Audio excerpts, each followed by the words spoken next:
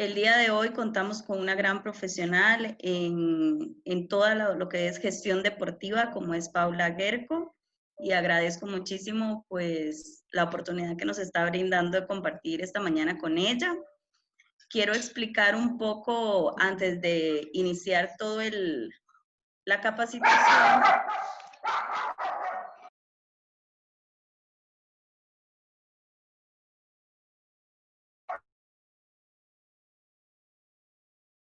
Antes de iniciar la capacitación, que es importante la metodología que vamos a utilizar.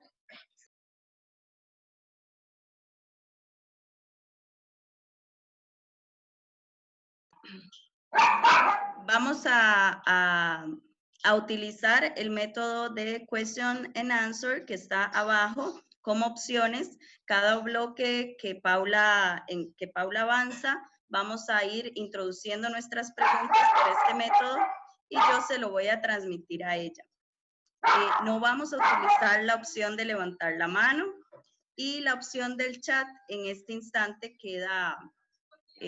tampoco la vamos a utilizar. Entonces es importante que eso lo tomemos en cuenta y cualquier duda lo puedan ir introduciendo dentro de esta sección y Paula pueda ir respondiendo conforme vamos avanzando en la capacitación.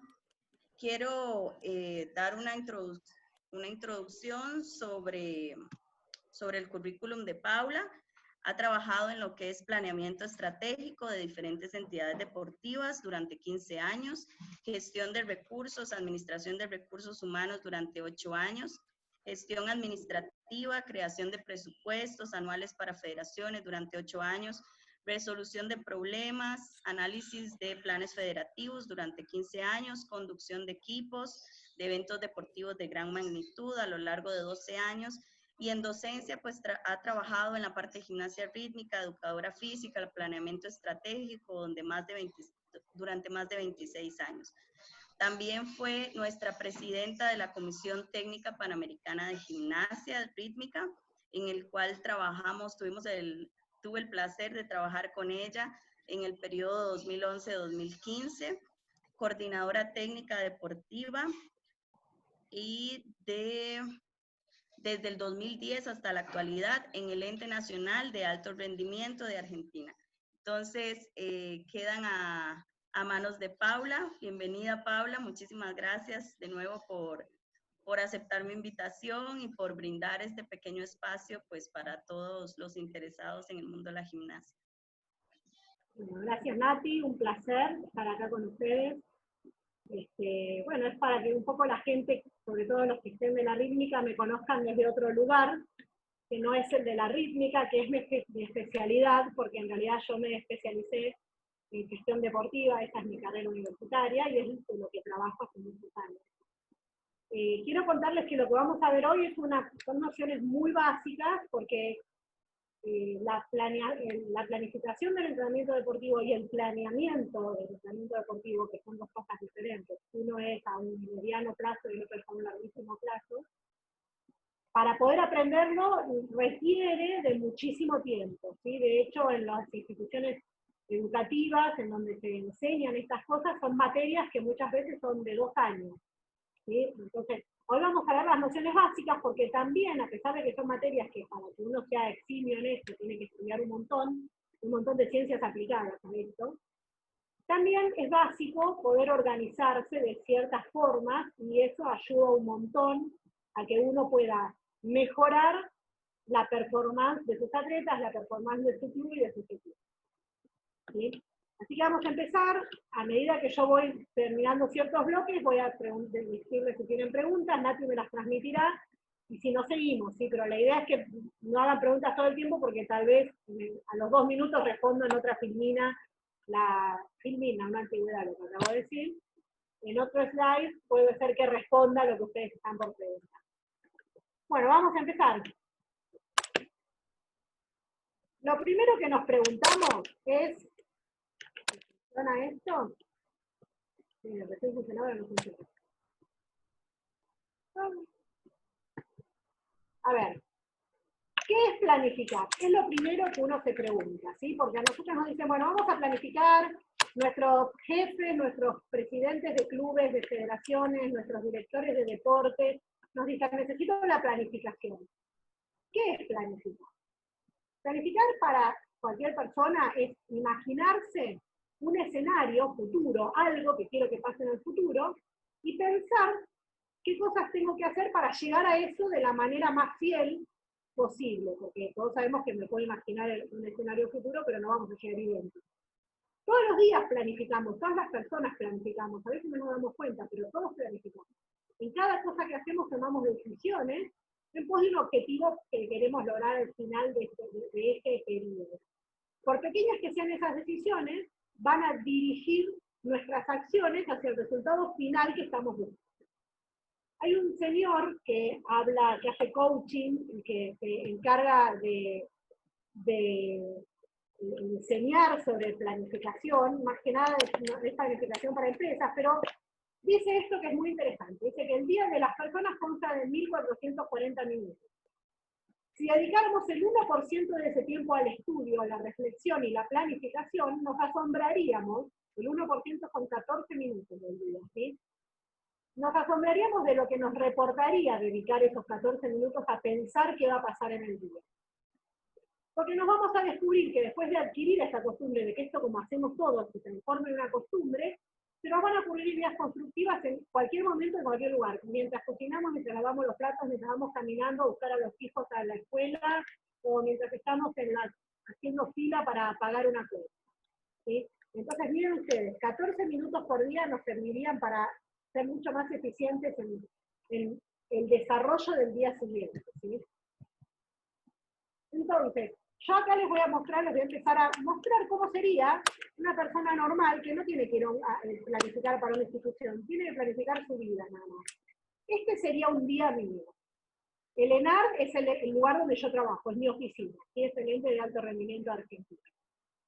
Después ven que a las 12 tengo una reunión, que no es en mi oficina, es en otro lugar de la ciudad. Yo vivo en una ciudad grande y trasladarse consume muchas veces una hora para hacer 4 kilómetros, ¿sí? A las 3 de la tarde tengo que volver a mi oficina, tengo que estar en la oficina porque tengo tareas que hacer. Y a las 18 horas yo tengo que ir a dar clases al club, ¿sí? Este es mi día. Mi día tiene cosas importantes a las 10, a las 12, a las 15 y a las 18. Y tengo que poder hacerlas y llegar a horario a todos estos lugares, ¿no? Cada minuto que yo me atrase de una de estas cosas es un minuto que arrastro hasta el final del día. Entonces, si voy arrastrando minutos, imagínense que a las 18 no voy a llegar nunca, si voy a llegar a las 19. Y los papás de mis gimnastas van a llevar a las gimnastas a otro club, donde se cumplan los horarios, ¿sí?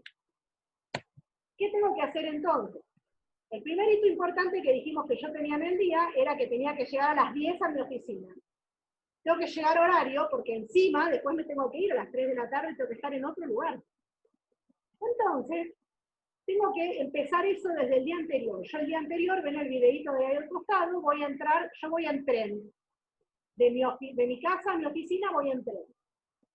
Entonces yo la noche anterior entro a la aplicación que tengo del funcionamiento de los trenes y me fijo a qué hora va a pasar el tren por la estación de mi casa para que yo llegue a un horario a la estación de tren que está cerca de mi oficina y caminando las 5 cuadras que tengo que caminar, yo llegué a la oficina a un horario que sea a las 10 de la mañana o un poquito antes.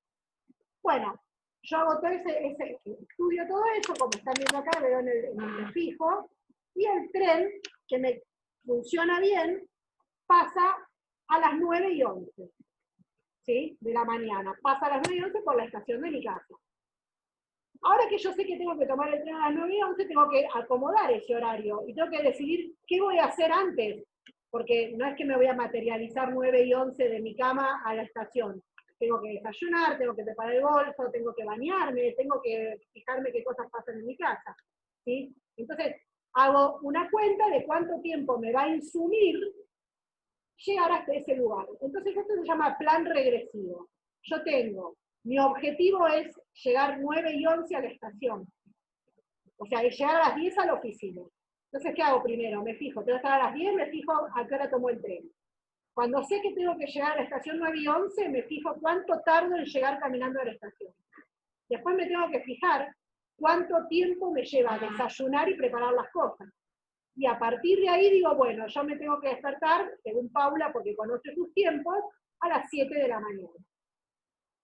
Si yo me despierto a las 7 y cumplo con el plan que delineé, a las 10 de la mañana debería llegar a la oficina de manera normal. ¿Sí? Eso se llama plan regresivo. Pongo un hito en el tiempo a donde yo quiero cumplir con un objetivo y empiezo desde ese lugar hacia atrás a diseñar las tareas que tengo que realizar para cumplir con ese objetivo en tiempo y en forma. ¿Sí?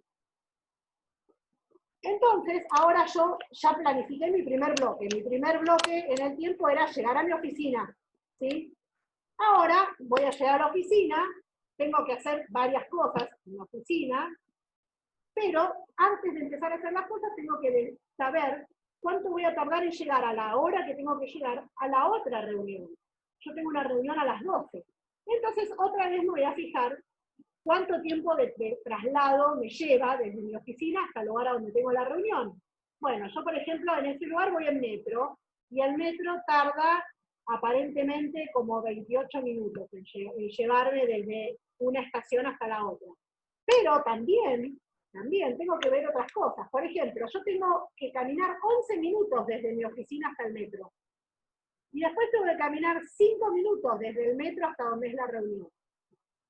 Esos minutos que parecen una pavada, que no parece importante tener que tenerlos en cuenta, que son factores externos, porque yo no manejo el horario de los trenes, yo no manejo el tránsito, todas esas cosas son cosas que a mí me las impone alguien, ¿sí? Todas esas cosas las tengo que tener en cuenta, porque si yo no tuviera en cuenta esos 5 minutos, llegaría 5 minutos tarde a la reunión, ¿sí? Entonces, sigo planificando de acuerdo al objetivo. El segundo objetivo es llegar a las 12 a ese lugar y hago un plan regresivo desde las 10 que estoy en mi oficina y parece ser que tendría que salir 11:30 de la oficina. O sea que yo tengo 1 hora y media para hacer cosas en la oficina, no tengo mucho tiempo. O sea que voy a tener que tomar una decisión importante. En 1 hora y media voy a tener que tener claro qué cosas son fundamentales para hacer, porque voy a tener que hacer las cosas importantes. Y si aparecen cosas urgentes, las voy a tener que sobreponer a las importantes. O sea, uno toma decisiones estratégicas en la planificación constantemente.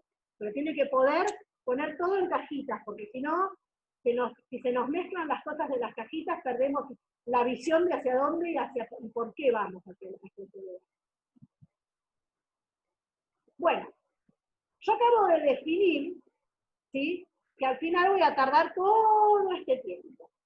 Entre las cosas que tengo que tener en cuenta, además, por ejemplo, tengo que pensar cuánto cuesta el pasaje del metro.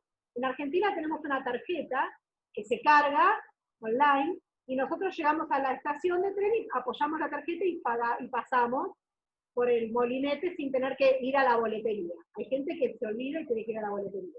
Entonces yo, entre las cosas que tengo que pensar también es, a ver, ¿tengo carga en la tarjeta? Cuando llegue al molinete, ¿me va a alcanzar el dinero que tengo en la tarjeta o voy a tener que ir a la boletería a cargar la tarjeta? Entonces voy a perder 10 minutos más que no tenía pensados en mi vida.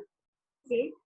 Bueno, eso, que son variables externas, en el deporte significan, cuando uno no piensa en estas cosas, gastos de energía innecesarios, no tener disponibles habilidades técnicas que tendría que haber preparado antes de llegar a ese momento del año en el cual estoy necesitando tener disponibilidad técnica, ¿sí? O sea, fíjense cómo una cosa habitual de los días también se puede transportar al deporte, ¿sí? Bueno, lo que acabamos de hacer es planificar un día en mi vida, es hacer el plan estratégico de un día de la vida de Paula, que es lo mismo que planificar un periodo de entrenamiento. Entonces podemos concluir que las planificaciones que ustedes habrán visto son procesos abiertos, ¿sí? Porque cada fase va a suscitar a la siguiente y va a estar condicionada por la fase anterior. Son procesos sistemáticos, porque tenemos que pensarlos y resolverlos paso a paso y tenemos que mantener un orden preestablecido. Pero por sobre todo son procesos ajustables, porque hay muchas variables que son externas en nuestros planes, y que incluso las internas también van a ser modificadas por nosotros mismos, por las personas, por nuestra salud, por nuestra psiquis, por innumerables cosas que nos pasan a las personas que no somos máquinas, ¿sí? ¿Para qué cuando nosotros logramos ordenar todas estas cosas, nuestro objetivo es generar cierta adaptación de los atletas a los requerimientos que el entrenador le va a imponer, y de esa manera, con estos desbalances que vamos produciendo y estos acomodamientos que vamos produciendo, estamos esperando que mejore el rendimiento de los atletas. ¿Sí? Eso sería básicamente la idea de por qué y para qué planificar. Ya tenemos lo que explicamos recién, es un proceso abierto, sistemático y ajustable, que espera producir una adaptación que mejore el rendimiento de nuestros atletas. ¿Sí? Para empezar a organizar todo esto que dijimos, porque ahora recién organicé mi casa, que era más fácil mi vida, pero para organizar los entrenamientos hay que hacer algunas otras cositas. Hay una cosa en la teoría del entrenamiento que se llama los componentes de la carga, que cuando uno lo estudia, lo lee en un libro, hay un montón de capítulos, un montón de estadísticas y numeritos y fórmulas, pero básicamente lo más importante de los componentes de la carga es que son cosas que responden a ciertas preguntas que nos tenemos que hacer. ¿Qué voy a trabajar? ¿Cuánto tiempo voy a trabajar esto? ¿Con qué objetivo estoy trabajando esto? ¿Y cómo y de qué manera voy a trabajar esto? En el entrenamiento deportivo, esto se llama componentes de la carga del entrenamiento. Pero ustedes fíjense que son preguntas sencillas que todos nos hacemos, consciente o inconscientemente, cuando planificamos nuestras clases, nos preguntamos estas cosas. Si nadie va y llega a la clase y dice, ay, ¿qué hago hoy? Bueno, hoy hago tal cosa, y no pensó por qué la estaba haciendo. ¿Sí? Los componentes de la carga, a cada una de estas respuestas, a una de estas preguntas, tiene un nombre de un componente de la carga. ¿Qué se trabaja? Es la naturaleza de la carga. ¿Sí? ¿Qué se trabaja? Se puede responder de dos maneras. Se trabaja de manera general, ¿sí? Que pueden ser todas las capacidades que hay que trabajar para poner la puesta a punto del cuerpo, que la puede trabajar un preparador físico, ¿sí? Ni siquiera es necesario saber de rítmica, hay que preparar el cuerpo, y también la naturaleza puede ser específica, o sea que ya estoy trabajando más sobre las cosas de la gimnasia, ¿sí? Y no ya del cuerpo solo. La magnitud de la carga es el componente que responde a cuánto trabajo. Hay dos formas de medir cuánto.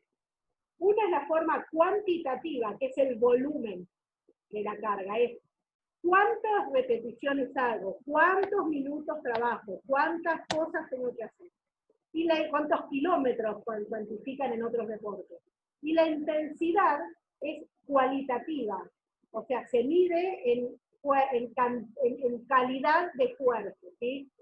Mucho esfuerzo, poco esfuerzo, menos esfuerzo, 80% del esfuerzo máximo, 50% del esfuerzo máximo, eso ya es para atletas que tienen años de entrenamiento y conocen su máximo esfuerzo y pueden ir dosificando de acuerdo al porcentaje de su capacidad. ¿Sí? El componente de la carga que se llama orientación de la carga es el que responde a qué cualidad estoy trabajando.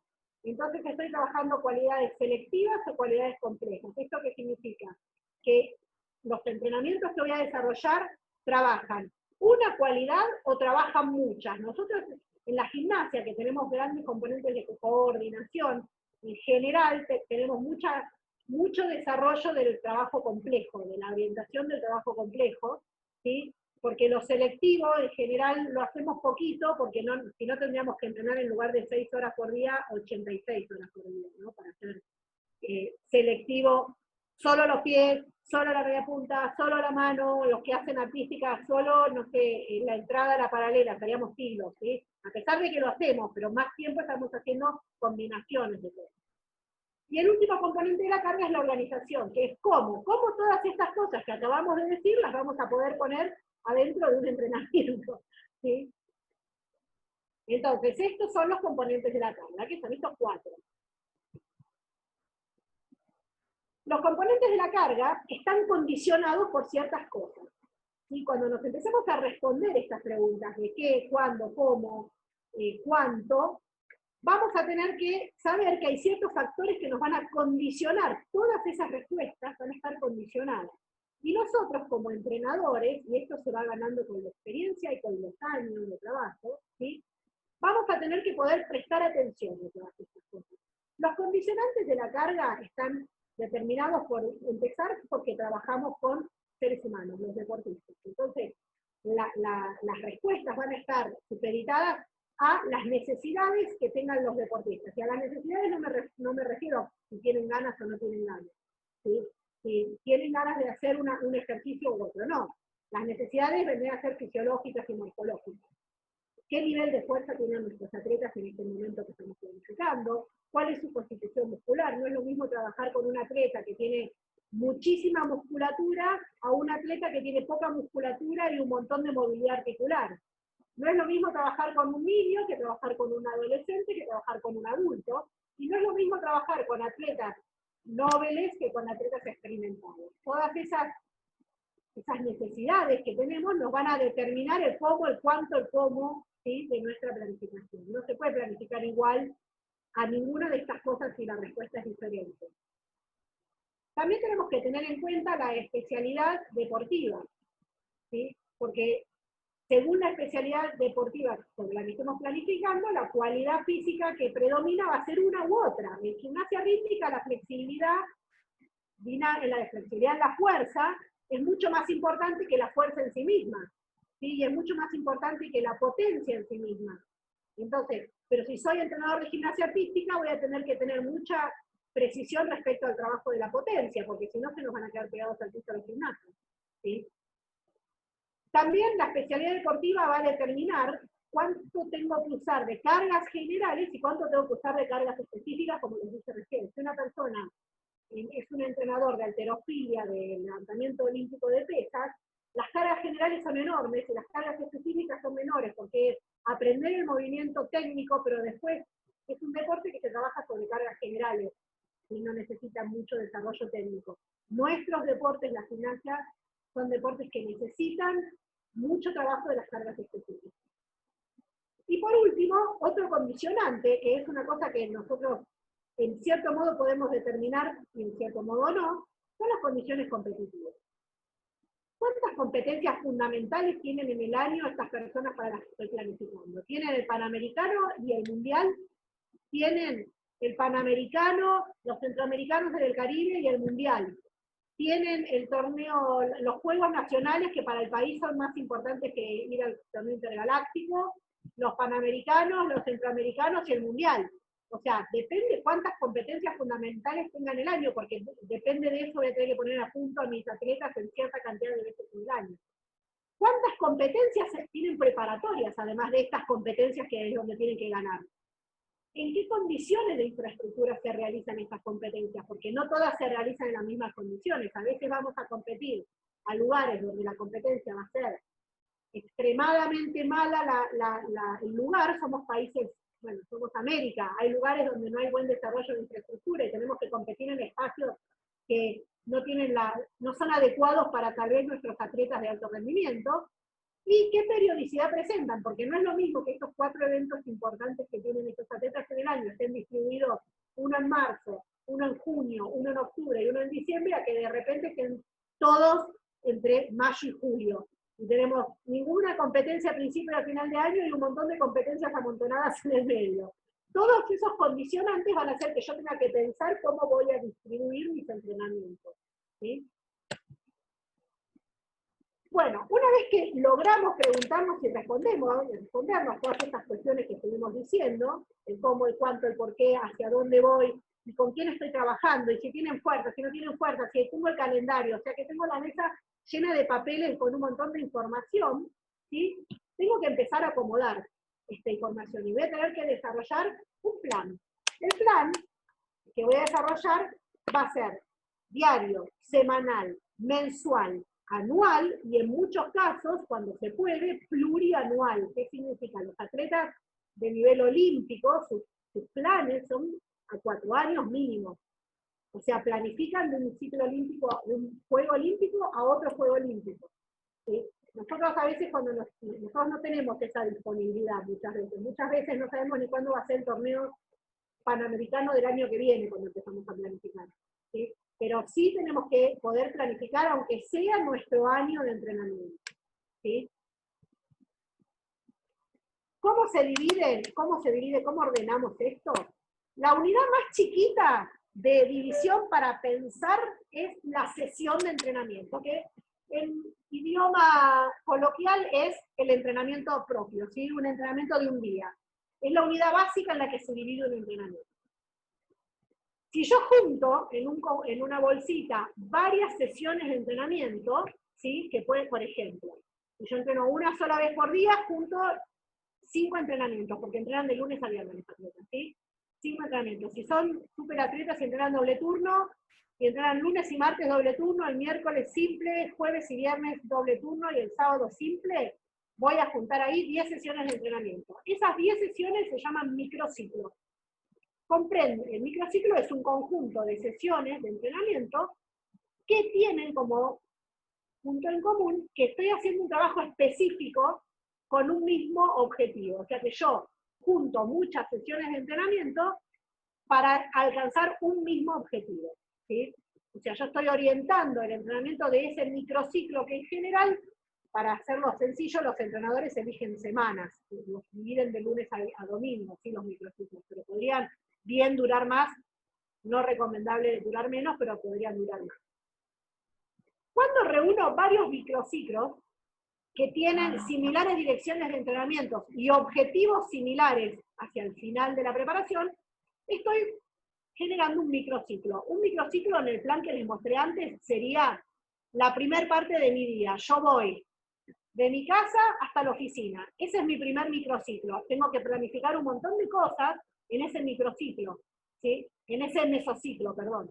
Ese mesociclo se dividió en algunos microciclos. Los microciclos fueron despertarme hasta el desayuno, del desayuno hasta que tomo el tren, del tren hasta que llego a la oficina, porque adentro de cada uno de esos microciclos tuve que tomar otras decisiones y decidir otras cosas. ¿Cuánto tiempo tarda en bañarme? Si preparo la ropa antes de bañarme o después de bañarme. Si el café está muy caliente, lo hago antes o después de bañarme. Fíjense las pavadas que puedo pensar, pero que son todas las cosas que haría en un entrenamiento. Junto todas esas cosas del entrenamiento, salgo de mi casa, viene otro entrenamiento. Camino rápido, camino despacio, cruzo cuando el semáforo está en rojo porque no llego, corro, tal vez me pisa un auto, no, estoy mirando, no, llego, no me pisa el auto. Eso sería otro microciclo. Y el último microciclo de ese mesociclo sería el tren. Tomo el tren viene muy lleno, me subo, no me subo. Si no me subo, pierdo tiempo. Bueno, para que lo entiendan en algo cotidiano, acabo de hacer un mesociclo, con sus sesiones de entrenamiento, sus microciclos, ¿sí? Y por último, existen los macrociclos, que son la conclusión de la suma de todo lo anterior, y que en general el macrociclo termina en una competencia fundamental, ¿sí? Entonces, si yo empezara a hacer un plan regresivo en un año, haría, bueno, a ver, el primer torneo dijimos que era en mayo, que era un torneo panamericano. Entonces el macrociclo 1 del año 2021 iría de enero a mayo, o de diciembre, depende del tiempo que uno disponga, de enero a mayo, ¿sí? Entonces, el macrociclo vamos a ver cómo lo dividimos. En el medio, ahora vamos a ver, en el medio tendremos ciertos hitos en donde medir, y que los mesociclos nos permiten saber si vamos bien o vamos mal, porque tampoco es que decimos, bueno, todo ya el Panamericano y que Dios me ayude, ¿sí? Eso sería, acá vamos a hacer un primer paréntesis para que puedan preguntar si no entendieron algo, pero esto vendría a ser nuestra primera forma de parcelizar el año de entrenamiento, ¿sí? ¿Hay preguntas, Nati?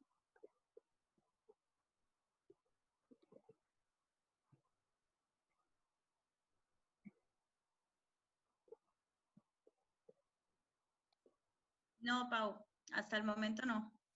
Bueno, parece que o soy muy clara o voy muy rápido y no entienden. Muy bien, entonces seguimos.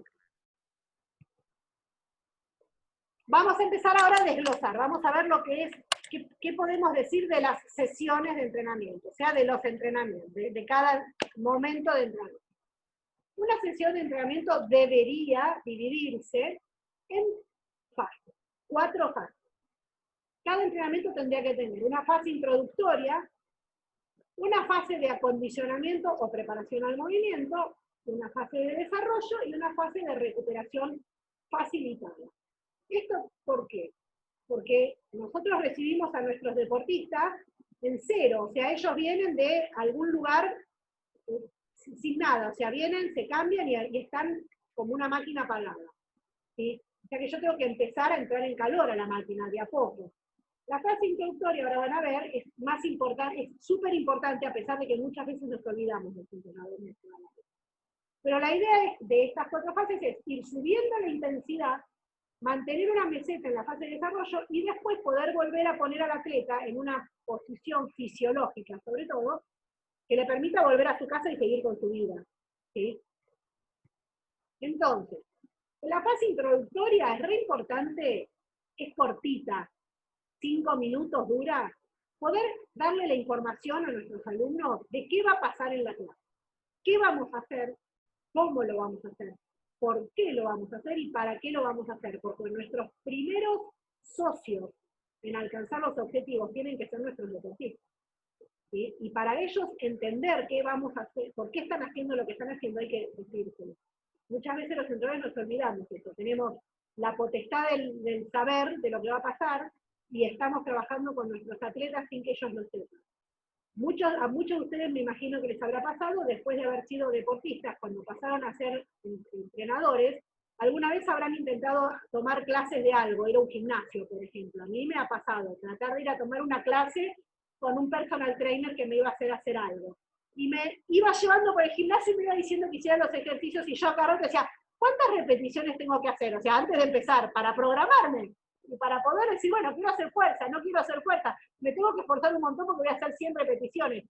Si él me decía antes lo que iba a hacer, yo me predisponía a ese trabajo, y me preparaba para ese trabajo. Por eso la fase introductoria es muy importante, aunque trabajemos con nenes chiquititos, porque les estamos diciendo qué vamos a hacer y les permite visualizar cuánto van a tener que prepararse para lo que viene. ¿Sí? Después viene la preparación al movimiento, que es la entrada en calor. ¿Sí? Entrar en calor va de lo general a lo específico. En general uno predispone el organismo levantando las pulsaciones, generando mayor viscosidad en los músculos, y después se pone a hacer cosas específicas que haya que hacer en la entrada en calor de cada una de nuestras especialidades deportivas. Cuando terminamos de hacer eso, viene la parte más larga de la clase, que es la parte del desarrollo. Es el eje principal de la clase y es donde no tenemos que perder la idea del objetivo de esa clase. Esa clase tiene un objetivo que tiene que cumplirse al final de la clase, y en la parte del desarrollo me aboco a trabajar sobre ese objetivo. Tiene que, en esta parte de la clase, la intensidad y el volumen de trabajo son muy importantes a tener en cuenta, y en cada momento del año, que ya lo van a ver, vamos a ir variando el volumen o la intensidad, la graduación entre el volumen, o sea, cuánto hago de lo que hago, o si lo hago perfecto, con toda la intención, con un montón de fuerza, o lo hago, bueno, podés manejar un poquito la fuerza, no lo hagas tan perfecto, no hagas los saltos mientras estás con la rutina. Eso va a hacer que nuestro entrenamiento a lo largo del año sea bueno o malo, y que nuestros atletas puedan aguantar o no aguantar el entrenamiento al final de cada ciclo. ¿Sí? Y eso es algo que nosotros entrenadores vamos a tener que ir vivenciando junto con nuestros atletas. ¿Sí? O sea, vamos a ir notando, no todos los atletas pueden trabajar de la misma manera. Nosotros vamos a poner los estándares ideales de intensidad y de volumen, pero vamos a tener que retroalimentarnos con nuestros atletas de si lo están logrando o no. ¿Sí? Y por último, hay que dedicarle 10-15 minutos al final de la clase a la recuperación facilitada, para lograr que nuestros atletas no se vayan terminando el desarrollo de la clase, sino que vayan bajando la intensidad, vayan recuperando los niveles fisiológicos normales. Lo podemos hacer incluso con ejercicios que nos sirvan al objetivo final de la clase, pero tiene que bajar un montón la intensidad, porque nuestros atletas tienen que poder irse a su casa caminando o en auto o como fuere, y no estar todavía con la cabeza en la clase deportiva. ¿Por qué? Porque el descanso es parte del entrenamiento. Poder realizar un buen descanso entre una sesión y la otra es parte de nuestro entrenamiento. Y a veces nos olvidamos de ese detalle. Dependiendo del momento del año que estemos, ¿sí? O sea, las semanas de entrenamiento tienen que organizarse con diferentes objetivos. ¿Sí? Para esto tenemos que definir, por empezar, cuáles son las competencias más importantes que va a haber este año. ¿Sí? Y no siempre esas competencias son competencias, o sea, no siempre la medición del rendimiento va a estar en una competencia. Si tengo pocas competencias en el año, voy a tener que inventar momentos de medición. ¿Sí? por ejemplo, una exhibición, una gala, podría ser un momento de medición. Si yo tengo claro qué quiero ver y le digo a los deportistas qué quiero ver en ese momento, qué tienen que lograr en ese momento, se transforma en un momento de evaluación y de medición. ¿Sí? Más allá de eso, hay momentos de ajuste en el año. En todos los momentos del año hay momentos en los cuales se van a aprender cosas nuevas. En esos momentos que se aprenden cosas nuevas, los atletas gastan un montón de energía. Todos ustedes como profes saben que hacer cosas nuevas significa que el cuerpo gasta más, porque no es económico, porque todavía no aprendió cuál es la forma más económica de hacer ese movimiento. Entonces, hasta que lo aprende, está un rato gastando mucha más energía de lo normal y repite muchas más veces lo que está haciendo. A cambio de eso, probablemente la intensidad con que lo haga no sea la misma que va a estar haciendo cuando tenga que hacer una rutina perfecta, hermosa, como si estuviera en una competencia. Entonces va a tener mucho volumen en este momento, pero va a tener poca intensidad. Hay momentos de choque. ¿Qué son los momentos de choque? Yo acabo de aprender todo lo que estaba aprendiendo antes, y me estaba costando un montón aprenderlo, la verdad que gasté un montón de energía para aprenderlo, ¿sí? Pero ahora ya lo aprendí y voy a empezar a juntar todas esas cositas que fui aprendiendo y voy a tratar de que me salgan más o menos juntas, ¿sí? El cuerpo se cansa bastante porque va a ser unidades de trabajo un poquito más largas, ¿sí? Pero va a ser menos repeticiones, ya no va a ser 100 lanzamientos, va a ser menos lanzamientos, pero va a unir y va a ser 20, no sé, 5 ejercicios seguidos de lo que está haciendo. ¿Sí? Cuando voy logrando unir todas estas partes, ya casi tengo mis rutinas hechas y casi terminadas, como si fuera a hacer la competencia. Todavía no nos salen, todavía vamos fuera de música, todavía a veces nos cuestan las uniones de los ejercicios. Estoy en un momento en el cual me estoy acercando a la competencia, me estoy aproximando a la competencia. ¿Sí? Entonces ahora vamos a empezar en esos momentos los entrenadores tienen que intentar reproducir ciertas cosas parecidas a la competencia. No solamente voy a centrar mis objetivos del entrenamiento, en la parte del desarrollo de la clase, en lo técnico, sino que también tengo que entrenar lo volitivo, tengo que entrenar lo psíquico, tengo que empezar a hacer que el atleta empiece a tener cierta graduación de la intensidad del entrenamiento respecto de estas cosas, de meter la expresión sería, ¿sí? Y por último, cuando ya llega la semana de la competencia, ya estoy llegando al momento de la competencia, los entrenamientos van a intentar reproducir el momento de la competencia. ¿Sí? En estos momentos, la intensidad es altísima, pero el volumen no. Porque siempre antes de una competencia debo bajar el volumen, que muchas veces en la gimnasia rítmica nos olvidamos de ese detalle, y la semana antes de la competencia las chicas hacen 800.000 repeticiones de series, y el día de la competencia se mueren, obviamente, ¿no? Porque los que sean profesores de educación física saben que existe una cosa que se llama supercompensación y que es necesaria porque fisiológicamente vinimos hechos así los seres humanos, y si bajamos un poquito el volumen, les mantenemos la intensidad alta, pero bajamos el volumen, el día de la competencia van a rendir mucho más. ¿Sí? Finalmente pasamos este momento súper estresante de la competencia y tenemos que volver a recuperarnos. ¿Por qué? Porque vamos a empezar de nuevo de cero, porque no, se acabó el año, porque era mayo, ¿se acuerdan? Ahora tenemos que empezar todo esto que hicimos de nuevo otra vez hasta julio, que es el próximo torneo. ¿Sí? Entonces acá hay un resumen de lo que les acabo de decir. El primer momento en el que estoy aprendiendo todas estas cosas y el volumen de trabajo es muy grande, se llama microciclos de ajuste. ¿Sí? Estos son diferentes tipos de microciclos. Entonces, dijimos que los microciclos de ajuste se aprenden cosas nuevas, el atleta utiliza mucha energía y repite muchas veces los ejercicios, o sea que hay un gran volumen de carga. ¿Sí? Pero hay poca intensidad. En nuestro deporte, en la gimnasia, en todas las especialidades de la gimnasia, la intensidad de la carga en general se produce muy pocas veces en el año, ¿sí? Salvo los sistemas rusos o búlgaros de antes, que las gimnastas hacían 20 series seguidas una tras de la otra, ya nadie hace eso porque las teorías del entrenamiento no recomiendan eso. ¿Sí? Entonces, en general nosotros, como tenemos que excitar demasiadas neuronas motoras para que aprendan a coordinar, la intensidad no llega a ser muy fuerte, y sí el volumen, porque tenemos que repetir muchas veces para automatizar. ¿sí? Los microciclos de choque son los momentos en donde practicamos lo que antes estuvimos aprendiendo. Primero lo aprendimos, ahora cuando lo estamos practicando es de choque. Hay un poquito más de intensidad y el volumen se estabiliza un poco, ¿sí? Y los atletas tienen que usar, o sea, ahora empiezan a usar un poquito más la cabeza, ¿sí? O sea que la intensidad se intensifica. Valga la redundancia. Ahora nos vamos acercando a las competencias, son los momentos de aproximación. Cuando se va acercando el momento de la competencia, empiezo a reproducir ciertas condiciones, la gimnasta va a empezar a pasar casi series completas, tal vez no las hace perfectas, ni le exijo que las haga perfectas, pero sí le exijo ciertas condiciones a cumplir, que sean psicológicas, le pongo público, traigo 2 jueces a que miren los entrenamientos.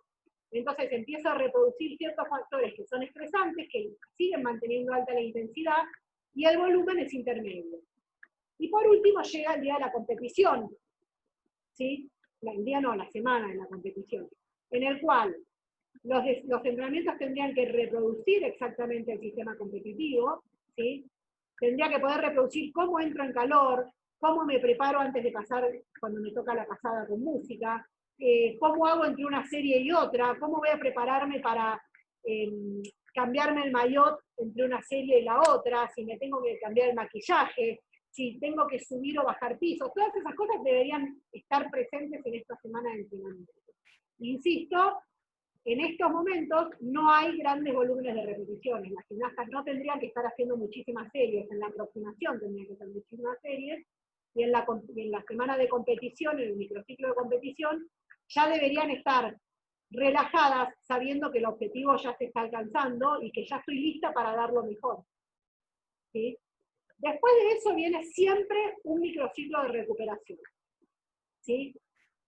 No es descanso total, no es que se van a la casa y se quedan una semana tomando sol, ¿sí?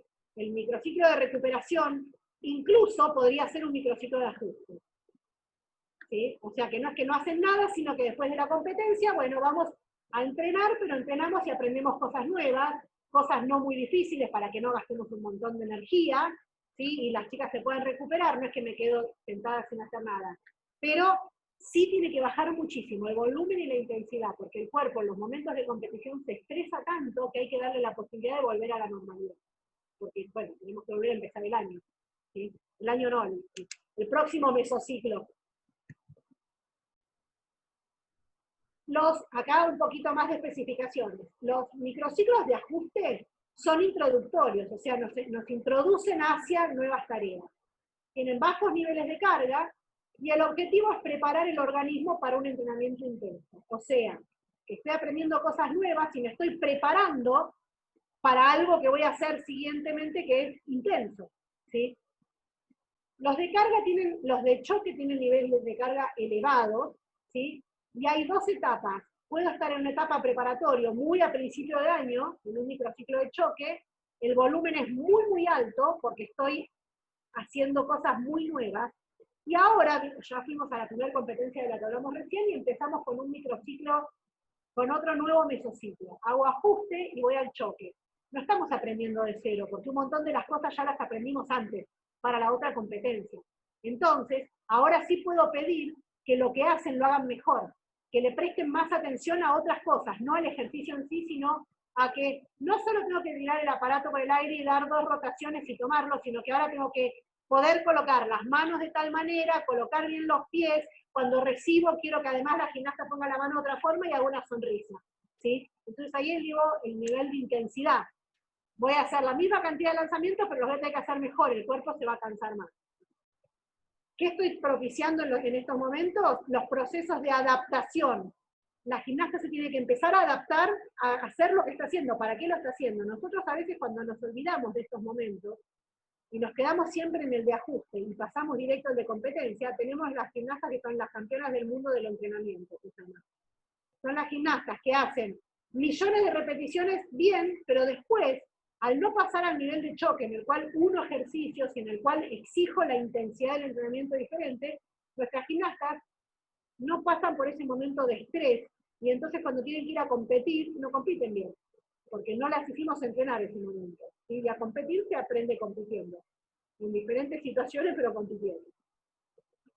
En los de aproximación, los niveles de carga son específicos y son similares a la competencia. Si yo voy a tener una competencia en la cual una gimnasta, voy a dar un ejemplo extremo, una gimnasta va a competir con las 4 series y además va a hacer las 2 series de conjunto, que a nosotros en América nos pasa un montón, no tenemos tantas gimnastas. Las buenas hacen todo, por poco no hacen 2 ramas de gimnasia, ¿sí? Entonces, a veces en una semana la gimnasta va a competir 8, 9, 10, 11, 12 veces. ¿Sí? O sea, va a hacer 12 series competitivas, porque es tan buena la gimnasta que va a hacer las 4 series en la clasificación, más las 4 series en las finales, y después va a hacer las 2 series de conjunto en la clasificación y las 2 series en las finales, y ni hablemos si hay clasificación o la round finales, ni hablemos. ¿Sí? Entonces, en el periodo de aproximación, el nivel de carga va a depender de eso, de cómo va a ser la competencia. Si la competencia va a tener que pasar solamente 4 veces, en Argentina los torneos nacionales, solamente las gimnastas compiten una vez con cada aparato, y de ahí sale la campeona de la round, la campeona de los aparatos, la campeona por equipo, la campeona por los clubes, la campeona por las provincias, con una sola vez que pasó con música, ¿sí? Todo un año para 1 minuto y medio. Entonces, en el periodo de aproximación no es necesario que la gimnasta esté haciendo 65 series, porque total el día de la competencia no va a ser eso, ¿sí? En el microciclo de competición, como ya estoy en la competencia importante, hay una cosa muy importante que el atleta y el entrenador tienen que saber. Como lo que yo estoy buscando en ese microciclo es llegar al estado óptimo físico, psíquico y técnico del atleta, va a ser muy importante el feedback que tenga el atleta con el entrenador. ¿Por qué? Porque en esa semana de entrenamiento, el atleta y el entrenador van a tener que saber hasta dónde apretar. ¿Hasta dónde estoy llevando el entrenamiento para no perder la forma deportiva y competir bien, pero no pasarme para no llegar pasado? Eso es, los buenos entrenadores lo mejor que hacen es tener ese feeling de exactamente llegar en la mejor forma deportiva al momento indicado. Y es lo más difícil que tiene en su tarea diaria un entrenador, la de no llegar ni antes ni después al mejor momento deportivo. Y eso se aprende con el tiempo. Si uno puede ir dosificando estas cargas de entrenamiento, estas formas de dividir el entrenamiento, va a tener menos posibilidad de error. Igual como esto no es una ciencia exacta, no es ni física ni química, es moverse con seres humanos, bueno, puede fallar, pero a medida que van pasando los años, si uno se acostumbra a hacer estas organizaciones, le va a fallar, pero no tanto. En lugar del gimnasta llegar al 100% de la forma deportiva, llegará al 90%, ¿sí? Pero muchas veces si no hacemos todo esto, llegamos al 60%, y es tremendo. Porque en lugar de salir primera, sale décima la gimnasta, ¿sí? Y en el de recuperación, puede ser que en un año no tenga tantas competencias, ¿sí? Entonces voy a pasar de los momentos de competición a los de choque, y después pase otra vez al de ajuste y otra vez al de choque, porque no hay competición. Y no se me ocurrió poner algo que sea como una competición en el medio, ¿sí? Entonces, en los momentos de recuperación yo me tengo que asegurar de prepararme, porque ya se viene otra cosa tremenda, que es otra vez irme al ajuste o al choque, ¿sí? No nos tenemos que olvidar de esto, ¿sí? Sí tenemos que dar la posibilidad de recuperación después de un momento de competición. Bueno, yo les decía que así, vieron, acá les puse de costado, lo van a ver ahí al costadito, el dibujito de lo que era mi día, que era, este era mi macrociclo, el macrociclo Paula es este, ¿sí? Como yo dividí mi día, según los hitos importantes, en una planificación deportiva voy a unificar, ya se los dije, voy a planificar las unidades de entrenamiento según los objetivos. Cada uno de esos hitos se llama mesociclo. Los mesociclos en el deporte, en la teoría del entrenamiento, se dividen en dos. En entrantes, o graduales se puede llamar, y en básicos. Los básicos a su vez se dividen en dos. Pueden ser básicos de desarrollo o básicos de estabilización. Y los de estabilización a su vez son precompetitivos o competitivos. Ahora vamos a ver todo ese árbol que se abrió ahí, cómo se puede explicar. Los mesociclos entrantes o graduales son aquellos que hago siempre que empiezo con una nueva adaptación a una nueva capacidad. Son los mesociclos al principio del año, la pretemporada sería, ¿sí? ¿Cuándo termina uno de estos mesociclos, termina con una prueba o con una exhibición. no con la competencia más importante. ¿Sí? Termina en un momento en el cual le voy a evaluar a los atletas sobre ciertas cosas que yo quiero tener datos, a ver si se están dando o no se están dando. Cuando ya tengo todo eso y sé que llegué al lugar a donde quería llegar y tengo al atleta en la forma en la que yo quiero que esté, vamos a pasar a los mesociclos básicos. Los mesociclos básicos pueden ser de desarrollo o de estabilización. Acá vamos a trabajar en los mesociclos básicos mucho más lo específico del deporte, lo técnico y lo artístico de cada rutina, por decirlo de alguna manera. ¿Sí? O sea, ya voy a empezar a organizar semanas de entrenamiento que ya son específicas del deporte que hago.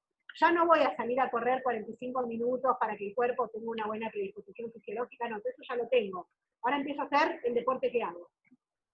Los mesociclos básicos de desarrollo son los mesociclos en los cuales yo voy a empezar a trabajar unidades efectivas de trabajo. No estoy haciendo exactamente lo que voy a hacer en la competencia, pero hago bloques de cosas parecidas a lo que yo quiero como desarrollo final.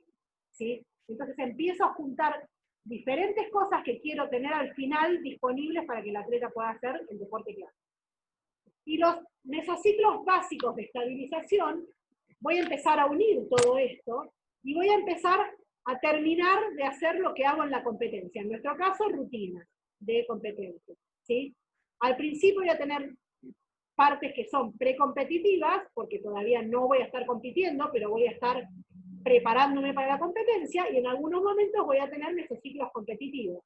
Si ahora yo les voy a mostrar un desarrollo que no es de gimnasia, que es de otros deportes, ¿sí? Preferí no poner de gimnasia porque si no van a empezar a preguntar muy específico de sus entrenamientos, y eso es cosas que tiene que hacer cada uno de ustedes, pero lo van a entender cuando se los muestre. Una vez que yo hice todo esto, y que ya puse todo este pensamiento para cada hito del año, y lo dividí en sesiones, en microciclos, en mesociclos, junto todo tengo un macrociclo. En general estamos acostumbrados a que los macrociclos son un año, ¿sí?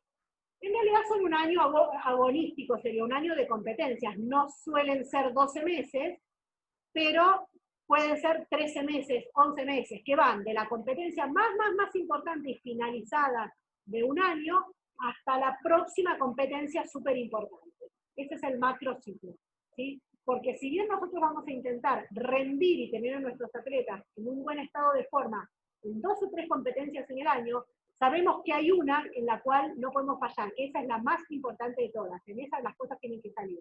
De esa a la próxima igual a esa va el macrociclo. El macrociclo, que es todo ese año, al igual que los mesociclos, me pasé, se divide en un periodo preparatorio, que es cuando teníamos los mesociclos de desarrollo, ¿sí? Perdón, de los graduales, los entrantes, en un periodo competitivo, donde vamos a tener los mesociclos de desarrollo, de competición o de precompetición, y un periodo de transición, que es donde yo voy a hacer todos los ajustes. ¿Sí? Entonces, fíjense cómo estas unidades se repiten desde la unidad más chiquita a la unidad más grande. Desde la sesión de entrenamiento al microciclo, al mesociclo, al macrociclo, siempre se particiona y se pasa de lo general a lo específico, ¿sí? En todas estas organizaciones. Para dividir esto y cómo lo voy a organizar en mi vida, hay un montón de formas de hacerlo y hay un montón de sistemas, y si ustedes leen los libros de entrenamiento, hay un montón de propuestas de cómo distribuir las cosas durante el año. Hoy está muy de moda y el más usado en el alto rendimiento deportivo, y lo aclaro porque para los iniciales se usan otros sistemas, pero para el alto rendimiento deportivo, el modelo más usado para organizar estos periodos de entrenamiento se llama organización por bloques de trabajo, y es más conocido como ATR, ¿sí? Se llama ATR porque tiene tres momentos, 3 bloques, que es el de acumulación, uno de transformación y uno de reversión. Y van a ver que es más o menos lo que vinimos diciendo, ¿sí? Yo elegí mostrarles el ATR, hay un montón de otras formas de organizar los sistemas de entrenamiento. Este es el más fácil de llevar a cabo, es el más fácil de organizar, si no hay que ser un erudito del entrenamiento para poder hacer los otros, y yo creo que esto a nuestro deporte se le acomoda bastante bien. La organización de un macrociclo por bloques de trabajo, dijimos que tenía un mesociclo de acumulación, o sea, como dice la palabra, vayan a ver que estoy juntando algo, uno de transformación y un mesociclo de realización. En el mesociclo de acumulación se acopia la cantidad de trabajo. En cantidad de horas estamos hablando y en cantidad y en intensidad de trabajo. En este periodo, ¿sí?, termina con una evaluación general por parte del entrenador, que no es una competencia, es un evento de evaluaciones físico-técnicas. O sea, yo acá estoy juntando muchos microciclos de ajuste y de choque, ¿sí? Entonces estoy juntando todo eso cuando termino, cuando ya aprendí todo lo que tenía que aprender y más o menos lo puedo hacer, lo pueden hacer las gimnastas con 2 o 3 cosas juntitas, termina ese mesociclo de acumulación. Para saber si yo estoy llegando donde llegué, voy a tener que hacer evaluaciones. ¿Sí? O sea, ese mesociclo va a terminar con un sistema de evaluaciones que en general son físicas, para ver si hice una puesta a punto fisiológica buena, y técnicas para ver si estas cosas básicas que tiene que saber la gimnasta le están saliendo. ¿Sí? A partir de ahí paso al mesociclo de transformación. Cada una de las cosas que hice en el proceso de acumulación, ¿sí?, van a empezar a refinarse, van a empezar a hacerse mejor técnicamente y las voy a empezar a ordenar en un orden que después se va a transformar en la rutina. Todavía no nos salen perfectas, no nos salen continuadas, no nos salen alineadas, pero se trabaja hasta llegar al final de este periodo en donde tengo la rutina completa. No me sale perfecta, pero ya tengo terminada la rutina. Esto es para aquellos entrenadores que terminan la rutina un día antes de la competencia, ¿no? O sea, yo tendría que poder estar en este paso terminando la rutina. Si no, la gimnasta no tendría que ir a competir, o quiere decir que hice mal mi plan regresivo y empecé tarde, ¿sí?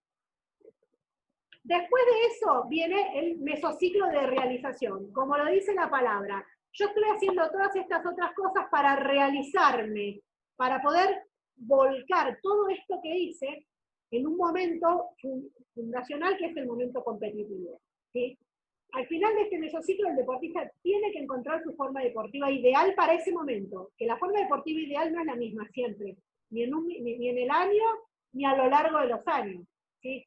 Un deportista tiene una forma deportiva ideal en mayo, que va a una competencia, en septiembre, que otra competencia, y al otro año, que ya es más experto, tiene que tener otra forma deportiva, y dentro de 5 años tiene que tener otra forma deportiva, si no se quedaría con todo, ¿sí? El mesociclo de realización termina con la competencia fundamental, con la competencia más importante a la que voy a ir. Debemos tener claro que a lo largo de un año, ¿sí?, cuanto más alto es el nivel del atleta, probablemente haya más de un ATR, porque hay más competencias, y dijimos que la realización termina en una competencia. Competencias fundamentales, competencias puede haber muchas, pero que yo determine como entrenador que son los lugares donde tengo que poner la nota que necesito. Pero así todo también es muy importante que sepamos que no es recomendable, a pesar de que se hace, tener más de 2 de estos momentos en el año, porque es difícil mantener la forma deportiva, ¿sí? Ahora se están haciendo 3, 4 macrociclos por año, depende del deporte, ¿sí? Hay deportes que son súper extenuantes, por ejemplo, los maratonistas no pueden tener más de 2 momentos de ATR en el año porque no, se mueren, ¿sí? Los deportistas que hacen, no sé, remo y canotaje, tienen 3 macrociclos en el año, sobre todo si hacen distancias largas. Yo que soy especialista en deportes náuticos, mis deportistas que hacen vela, tienen 6 macrociclos en el año, porque no hacen un deporte que les necesite una predisposición fisiológica tan grande. Entonces, se acortan mucho los macrociclos porque los mesociclos son cortos también, ¿sí? Porque no necesitan tanta adaptabilidad. La distribución racional de estos macrociclos durante el año va a depender del número y de la duración de este plan, que es lo que les estoy diciendo, de las fases específicas que tenga durante la temporada, de si el deportista es experto o no, que hace muchos años que hace el deporte o hace pocos años que hace el deporte, y de cuán específico sea el deporte. Nuestro deporte es muy específico, y entonces, después de una competencia, si nosotros somos inteligentes, ajustamos muchas cosas técnicas que vimos que fallaron en esa competencia, tengo que volver a empezar con un periodo de ajuste, cambiar ejercicios de la rutina, aprender ejercicios nuevos, y aunque sea una cosa muy chiquita que tengo que cambiar, significa un ejercicio de coordinación del atleta, que me lleva a retroceder en los microciclos, vuelvo al principio, al ajuste, ¿sí? Entonces eso me hace hacer un macrociclo un poquito más largo, porque voy a tener mesociclos mucho más largos en la distribución, ¿sí?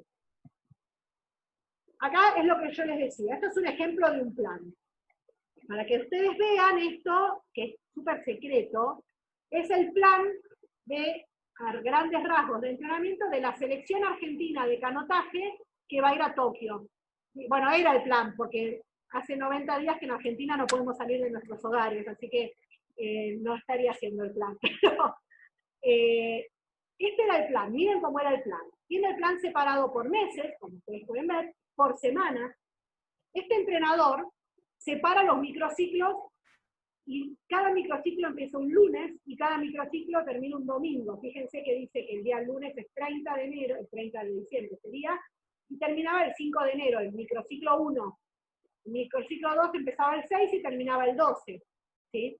Abajo, cada uno de esos microciclos, fíjense que están dibujados los macrociclos. El primer macrociclo ocupa 11 microciclos, ¿sí? 11 semanas. Y está dividido en un primer mesociclo de acumulación, como estamos a principio de año, puede ser largo, está juntando un montón de energía y de aprendizaje. Un primer mesociclo de 5 semanas, ¿sí? Un segundo mesociclo de transformación que dura otras 4 semanas. Y por último, un mesociclo de realización que termina en un selectivo interno. Ahí iban a elegir qué atletas, no, esto lo llegaron a hacer, qué atletas iban a ser los representantes argentinos en el campeonato preolímpico. Ahí volvían a empezar, venía un mesociclo de acumulación, ya no era tan largo, porque ya tengo bastante predisposición de mi cuerpo y de mi técnica, ya aprendí bastante a principio de año, ahora un poquito menos tengo que juntar, acumular. Entonces tengo 3 semanas de acumulación, sí tengo un poco más de semanas de transformación en este segundo macrociclo, ¿sí? Porque voy a tener que corregir lo que vi que salió mal para la competencia que acabo de venir, ¿sí? Y estos chicos les pasó que por el calendario, que no es algo que ellos tuvieron, iban a tener 2 competencias fundamentales, yo les diría que las más importantes del año, incluso más importantes que los ciclos olímpicos, las iban a tener con 3 semanas de diferencia. En la semana 19, en el microciclo 19, iban a tener el clasificatorio preolímpico, y en la semana 21, si no clasificaban en ese evento, iban a tener que ir a clasificar a Europa. El clasificatorio preolímpico primero era en América y el segundo era en Europa. Entonces tienen un periodo de realización muy largo, ¿sí? Tuvieron que acortar los otros periodos y se alargó el de realización. Cuando pasan estas cosas, en general, los atletas terminan muy cansados, ¿sí? Y el momento de descanso tiene que ser importante. El momento de recuperación tiene que ser importante. Y por último tenían el tercer macrociclo, que tenía dividida el de acumulación, el de transformación y el de realización de una forma bastante cómoda, bastante equilibrada. Iban a tener solo una competencia que era un campeonato en Europa para medirse antes de llegar a Tokio, en donde se iban a quedar durante 3 semanas y iban a competir con los otros. ¿Sí? Dentro de estas clasificaciones, el entrenador iba a decidir la cantidad de intensidad y de volumen para cada una de las sesiones de entrenamiento. ¿Sí? Pero ustedes fíjense que el entrenador ya tenía pensado incluso a qué lugares iba a ir en cada lugar, en cada momento. ¿Sí? Y cuánto iba a durar todo eso. Y los momentos en blanco son momentos en los que baja la intensidad. En esos momentos los atletas no paran de entrenar, de la última línea de abajo les digo, pero estos son seguramente microciclos de recuperación, ¿sí? Ahora viene una cosa que es fundamental de todo esto que dijimos. ¿Cómo hacemos para que todo esto nos salga y para saber dónde poner? Y si ponemos 5 semanas, o 3 o 4 o 1. Esto se logra con el control del entrenamiento, que es lo más importante en el planeamiento del deporte, ¿sí? Y no nos referimos solamente a medir si puede hacer 50 abdominales o si puede saltar 25 centímetros para arriba. Todos los componentes del trabajo que estamos planificando tienen que ser evaluados, y tiene que poder ser evaluado, incluso lo artístico, ¿sí? incluso los componentes artísticos tienen que poder ser evaluados y cuantificados, porque yo después todo eso lo tengo que transformar en cantidad de volumen y en cantidad de intensidad, ¿sí? Cada acción tiene que permitirme, cada cosa que evalúo tiene que permitirme dar explicaciones objetivas. Ustedes tienen que pensar esto, que cuando hacemos controles lo estamos haciendo para nosotros, pero tendría que pensar que lo estamos haciendo para poder darle explicaciones objetivas a terceras personas que nos pidan la explicación de por qué estamos haciendo lo que estamos haciendo y por qué estamos tomando las decisiones que estamos tomando.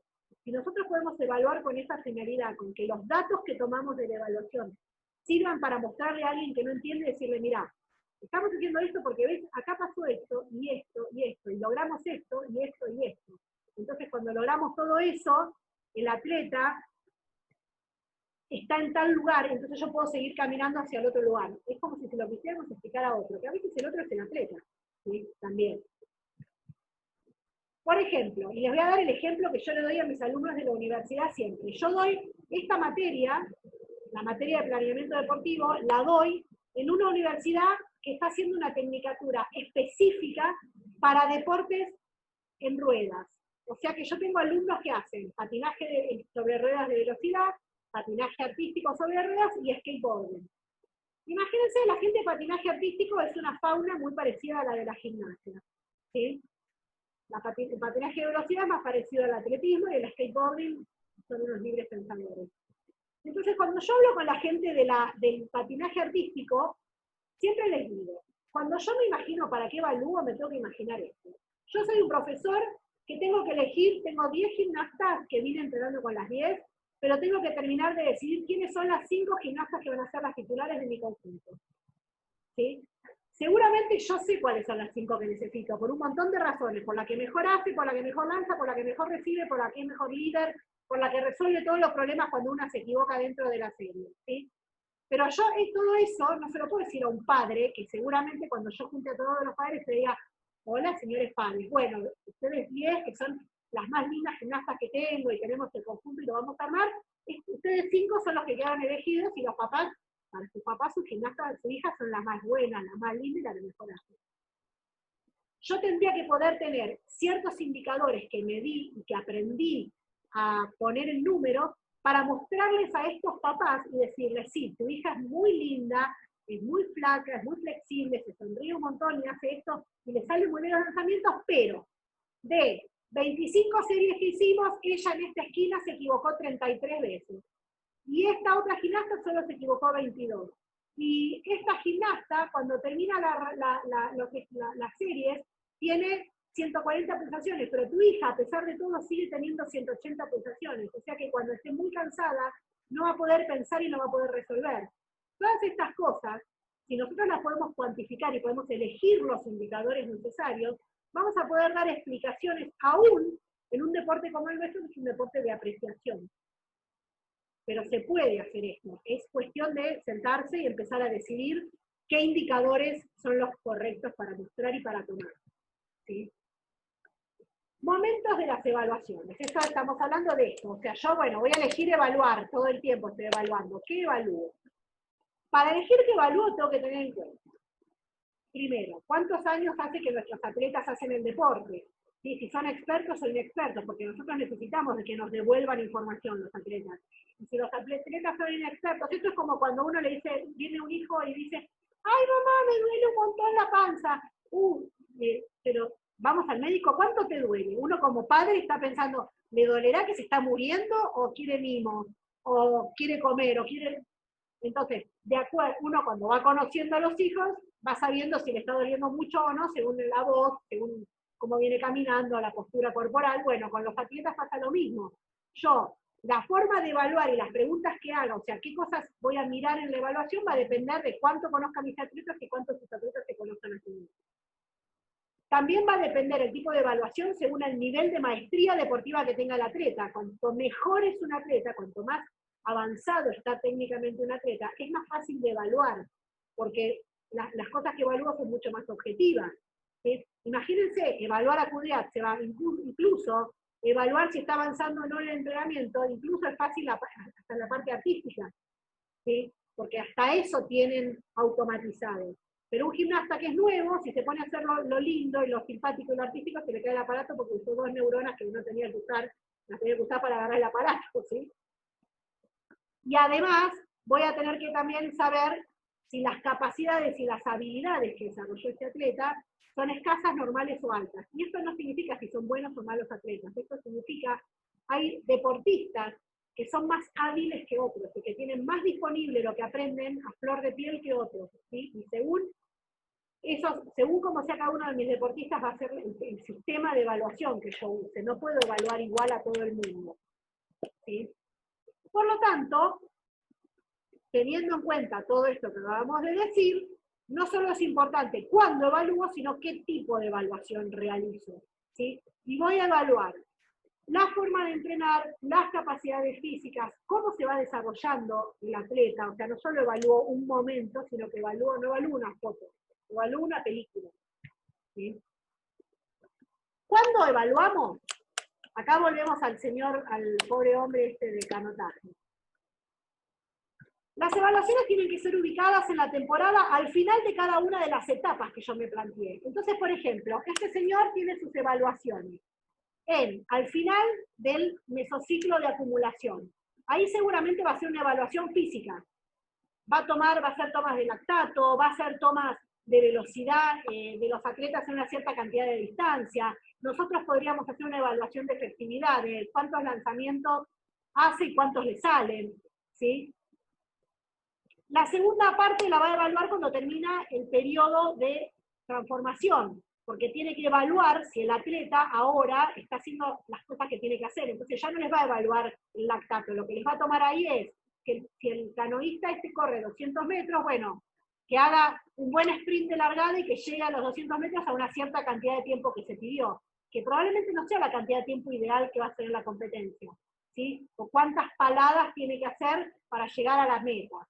Va a ser una evaluación en ese momento, porque si el atleta, cuando llega a ese momento, termina el periodo de transformación, y tenía que, no sé, los 200 metros hacerlo en 42 segundos, y los hizo en 58, bueno, no puedo pasar el momento de realización, porque evidentemente algo falló en mi planificación. Voy a tener que extender este periodo para poner al atleta en forma, ¿sí? O saber que en el periodo de realización mi atleta no va a llegar a la competencia en el punto que yo esperaba, ¿sí?